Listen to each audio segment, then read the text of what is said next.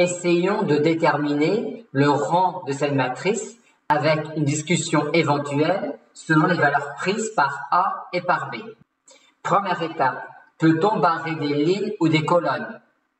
Oui, et encore oui, mais pas plus. Arrivé là, j'aimerais simplifier par B dans la première colonne et simplifier par B dans la seconde colonne. Pour cela, il faudrait que je divise par B la première colonne et par B la seconde colonne.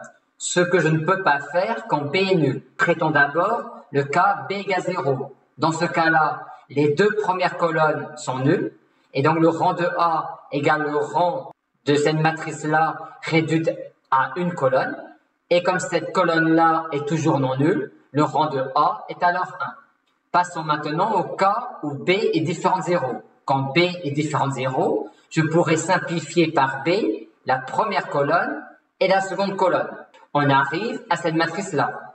Et cette matrice-là, je vais essayer de la voir comme une matrice échelonnée en colonnes en partant du bas. Ça démarre bien, mais pour la troisième colonne, le premier coefficient non nul est à un endroit qui ne me plaît pas, car au même niveau que celui pour la seconde colonne. Donc, je vais modifier la troisième colonne en remplaçant la troisième colonne par la troisième colonne moins la deuxième colonne pour faire apparaître un 0 ici. Une fois arrivé là, quel est le rang de cette matrice-là? Elle me semble échelonnée en colonnes en partant du bas. Est-ce le cas?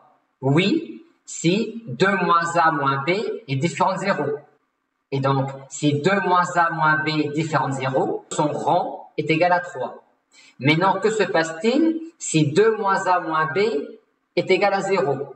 Ce coefficient-là est nul, et donc le premier coefficient non nul dans la troisième colonne en partant du bas est alors ce coefficient-là, qui est, lui, toujours non nul. Et donc, même quand 2 moins A moins B est nul, cette matrice-là est encore échelonnée en colonnes en partant du bas. Donc, dans le cas 2, on a toujours rang de A égale 3.